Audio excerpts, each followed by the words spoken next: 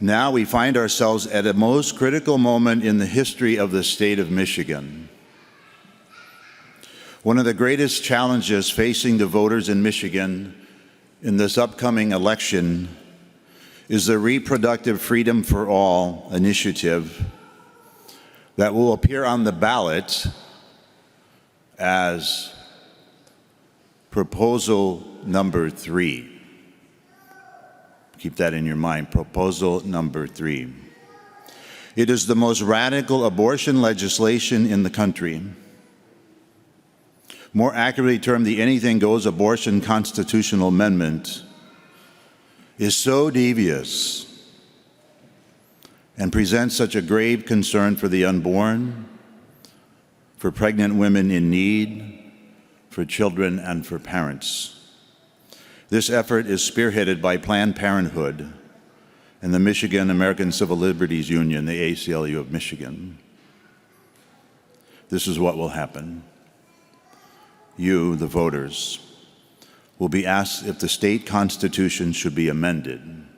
It's not a law, the state constitution to be amended, to create a right to abortion throughout pregnancy with no regulations, no opportunity for the legislature to change the law, no limitations on who can obtain an abortion from any person at any time without any consequences. It would also affect parental rights regarding an abortion involving their children. This is the most extreme abortion proposal in the country, similar to what is in China and North Korea. Now, do we want Michigan to be like China and North Korea? So Catholic engagement is necessary to defeat this proposal and its grave consequences. I mean, to think about this, to change the Michigan Constitution is very serious in and of itself, isn't it? We should reject this proposal on that basis alone. Not to mention the language on the ballot itself says it will, quote, invalidate state laws conflicting with this amendment. So any laws on the book from Roe versus Wade in the state of Michigan that was prior to this will be gone. Neither the amendment nor the summary text, however, details what the state law, what state laws will be invalidated. We don't know. So would you vote for something that we don't know about? The devil is in the details. Over the next 5 weeks, I've asked pastors to join me with all hands on deck. And I'm asking you as well, in getting the word out regarding what exactly is in this ballot proposal and why this is horrific for the state of Michigan. Every diocese throughout the state of Michigan will be engaging our Catholics as to why we should vote no to this proposal. By virtue of our baptism, you and I, we are called to speak in a united voice in charity, a united voice in truth and justice. Friends, this is not a political issue. Although those who are proponents of it would say this is a political, it is not a political issue, it is a moral issue. And more importantly, it's a human rights issue. I mean, we think abortion is unjust because it's the killing of an innocent human being. This doesn't come from the catechism. It comes from science and medicine. Because abortion is the most important issue for the pro-abortion lobby today. They have already spent an estimated $10 million collecting the needed signatures to get this on the ballot in the first place. I mean, I don't know, over the course of the summer, if you were asked to sign the petition. I mean, I saw them in the Kroger parking lot, and you go up to them and they want you to sign this petition. What do they call it? What do they call it? Productive Freedom for All. They don't say anything what it's about. It's reproductive freedom. That's how but there's nothing, you don't know anything about it, and they're very deceptive. The language the canvassers used was very deceptive. And significantly more money, as you have probably already seen, will be spent during this campaign with pro-abortion elected officials and advocacy was across the country ready to barrage voters with their propaganda. It's all over the ads all over the television, right? You see it there. The pro-abortion lobby will do everything it can between now and November 8th to hide the extreme elements of this proposal. They're trying to enshrine in the Constitution of Michigan Roe versus Wade. That's their goal. When you enshrine something in the Constitution, it's almost impossible to take it out again. But this ballot proposal goes far beyond what Roe versus Wade allowed. This is also why it is important for all of us to get the word out, telling our families, friends, our neighbors, whoever it might be, the truth about this ballot initiative.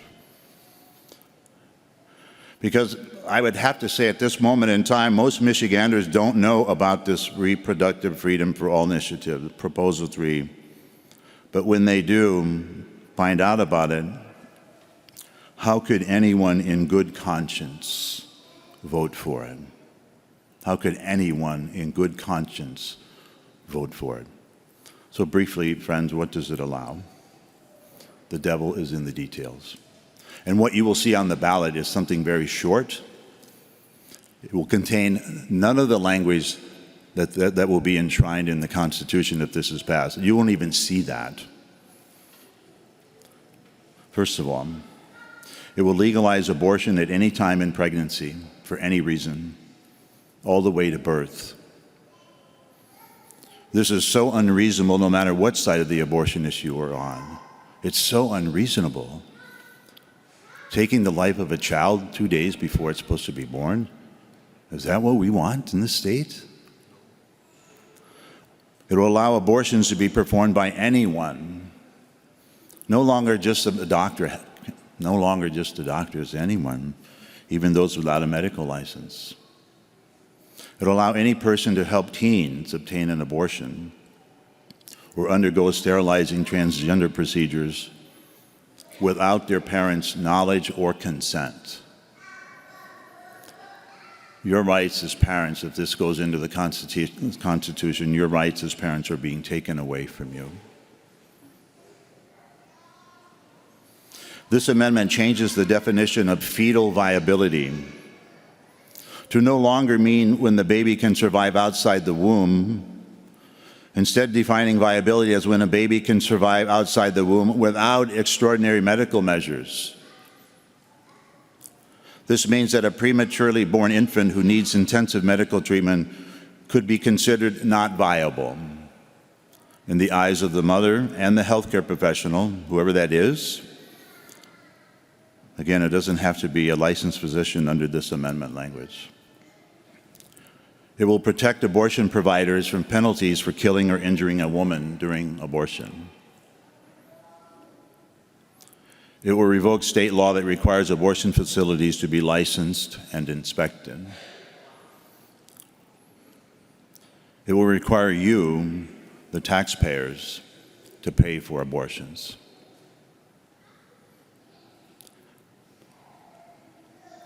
It'll allow laws to protect any laws to protect conscience rights of persons who refuse to participate in abortion, such as doctors and nurses, will most likely be taken away. Now, these are just some of the things that, if this proposal goes through, would be enshrined into the Michigan Constitution. If this proposal goes through, or if it were to pass, Michigan would immediately become one of the most permissive anything-goes abortion jurisdictions in the country. Worse than California. Other states are watching what will happen in the state of Michigan. So, what can we do? We can do a lot. First of all, let's band together across all the 7 dioceses of Michigan Instead of like them, they're fighting like hell, we will fight like heaven to defeat this radically extreme abortion proposal. This is a moment, friends, of invitation and opportunity for all of us to bring this proposal into the spiritual realm of our lives through prayer and through fasting. We have 6 weeks. It's not too late to start praying the Fight Like Heaven 54-day Rosary Novena. You can find more about that on our website. Secondly, engage your circle of influence regarding this proposal.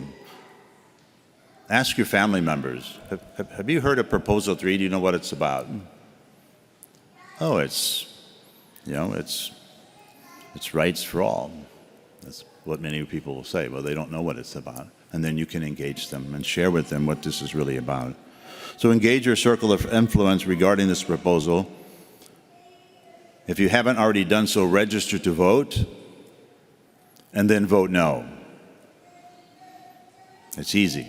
Register to vote and then vote no.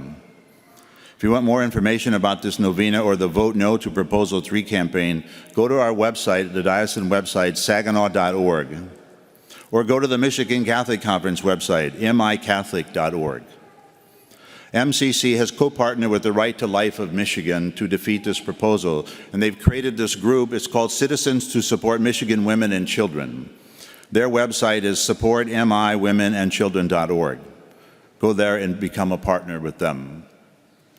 To live our faith, friends, is to put our money and time where we can protect the most defenseless among God's most vulnerable of creation, the unborn. Our willingness to love and give and sacrifice reflect the way in which we embrace our call to hold life sacred from the moment of conception to natural end. So let us all follow the example of Jesus and care for the most vulnerable among us, both mothers and babies, born and unborn. Mary, Mother of Life, pray for us.